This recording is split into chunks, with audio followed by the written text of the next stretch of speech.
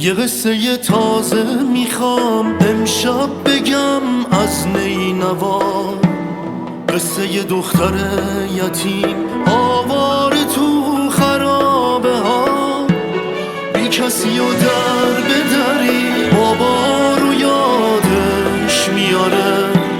بهونه بی پدری عشق توی چشماش میذاره، با دست گلای بی کفن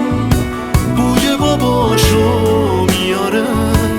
رو صورت مثل گلش بارون سیلی میباره،